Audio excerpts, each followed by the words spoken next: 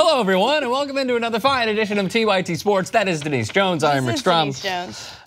I know. I'm glad you pointed that out. Wait, can we run her Chiron actually for confirmation? Is that okay? Can we see?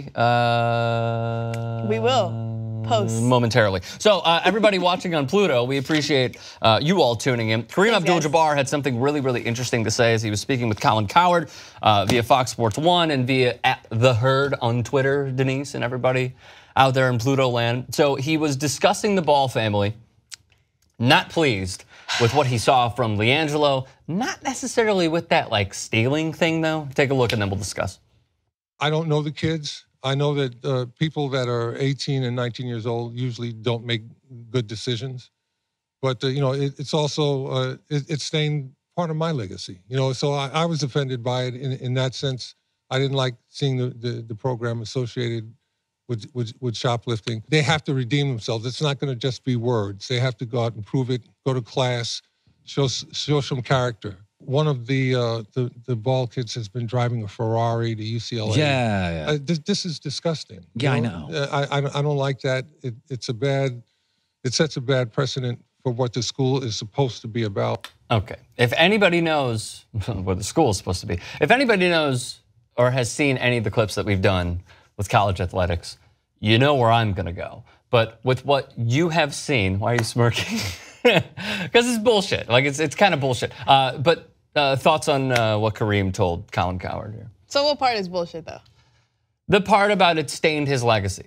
It didn't. Your legacy's totally fine. Among many other branches that I will get into in a moment. But your initial thoughts. I agree, but I also understand his point. Like I understand, first of all, Kareem is a really humble guy, and his son is even more humble. So I understand when he's speaking about character and the light that the Ball family has received, partially because of the father, and then the shoplifting, we're really brushing it under the rug, kind of making it's not a big deal. And I understand partially because of the whole Trump saying like he got the kids out, so it's become a little weird and uncomfortable. But we're completely ignoring the fact that these kids, these adults, shoplifted, and he's right. Like they do have to redeem their character. They do have to really bounce back from this. And maybe it's excelling in academics if that's what it takes. I mean, we've been to college. Like it's not easy to not only play basketball or be a college athlete, but also maintain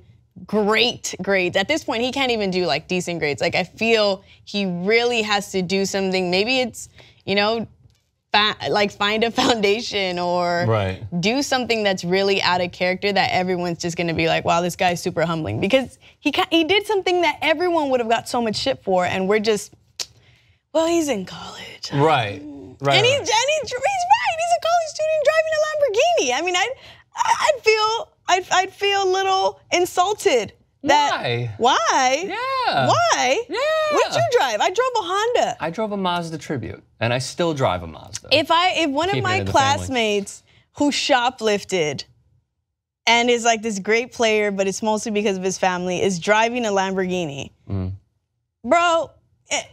In the words of Eminem, Denise, I'm not even you want driving. What you can't have. Ooh, girl, that's too damn bad.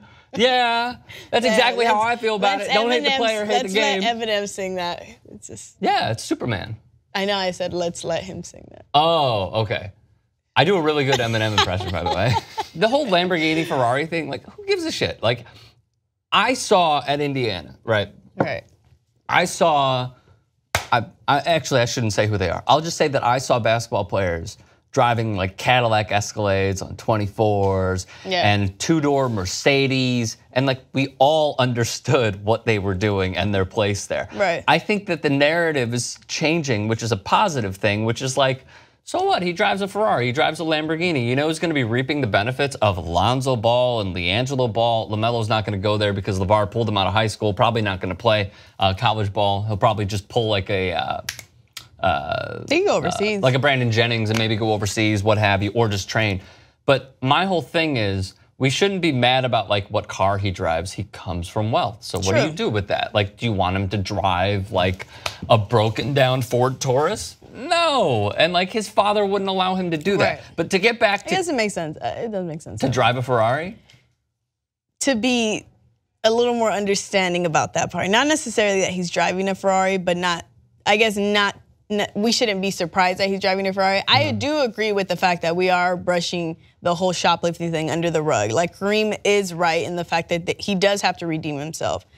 The Lamborghini, it's a little frustrating. It's a little hurtful to see a college student driving a much better car than I am, especially when he's doing everything wrong.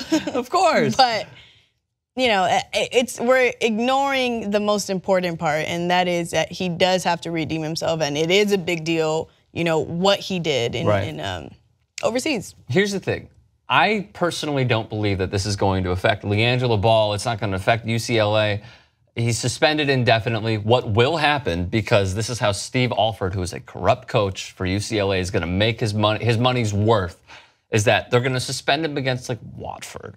And they're going to suspend him against North Dakota State University of the East of City. Like, they're going to suspend him against these non-conference schools where the schedule is not difficult, maybe for one semi-difficult out-of-conference game, and then he'll be back for conference play. And the whole thing, as you said, will be swept under the rug, which is microcosmic of how society is viewing this, which is, okay, he shoplifted, he's back, he's going to serve, he's going to be penalized, and then in like a month or two, we're going to not forget about all of it. It will have that lasting impression of his UCLA legacy, but he's going to move on. He's going to get drafted into the NBA. We're going to hear about character issues during the draft, and then he's going to, the only way to do so is prove everybody wrong by winning and succeeding. And that's what's going to happen. Now, here's the part that I don't like about Kareem, is that he says it stained my legacy. Dude, it stained nothing about your legacy, because the thing is, you were on one of the greatest basketball teams of all time with John Wooden, okay? And one of the best coaches and the only person, the best coach. To be the best coach. The only person to be elected into the College Basketball Hall of Fame as a player at Purdue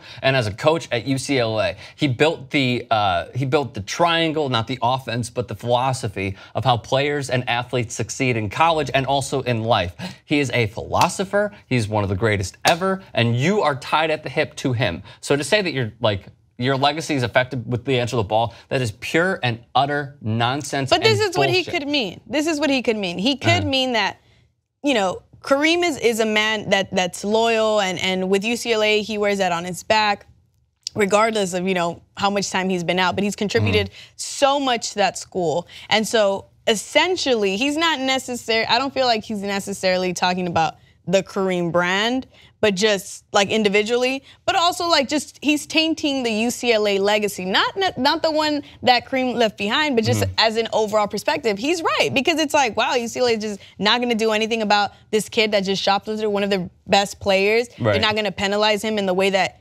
anybody else would have been penalized. So I feel like he's right. He, in a sense, that action that he did there isn't the best look on UCLA. I agree, it's not the best look, but and that's what he means by legacy. I don't think he's meaning like he's saying it in a selfish way. I think it's more so the overall perspective. Like you're hurting UCLA. You're hurting UCLA, and I'm a part of UCLA. So what the fuck? Here's the kicker. Here's the kicker, and I agree with that. But here's the kicker. It can't be a double standard of like, he's affecting my legacy and affecting UCLA when you hire somebody in Steve Alford who covered up a rapist as a basketball player who's currently in prison, and his name is Pierre Pierce. So like, how about you come out and say, oh man, this is affecting my legacy because we hired a coach that covered up rape. Like, how about that? So there cannot be this double standard for Kareem, and there can't be a double standard for other players and athletes and coaches who walk through that facility by saying this one guy, kid, 19-year-old, is hurting my legacy because he stole Louis Vuitton sunglasses. Like, I get that it's a big deal. There are also bigger deals that he has never addressed that have gone through UCLA's campus. We know of that he has. Well, you know what? Very vocal. He's very vocal. He is very vocal. I agree 1,000%. He is very vocal, but I also think that anything that has the Ball name in it gets a lot more publicity. And though 100%. You're right, I didn't hear about him voice out his opinions on other matters. It does look like he's not as consistent, but I also think that maybe he just didn't get the publication that he's getting now. Like, he didn't get the publicity, I'm sorry, that he's getting now because wasn't talking about the Ball family then. Right. You know, and everyone. I'm telling you, I went back because as we were talking about, you know, God bless Google. You know, shout out to Google, because you can find out anything. I did my research. Never heard it. Not once. So that's why I'm saying there can't be a double standard, because like, The Ball family is like Conor McGregor. Like, it's so easy to have an opinion on it because they're always in the news. Yeah. He didn't have an opinion that I heard of about Steve Alford. The only thing he ever said was, man, he's struggling. Man, I don't know if he's a good coach. How about him as a person? Like, that's what we're talking about with LiAngelo Ball. Do the same for Steve Alford.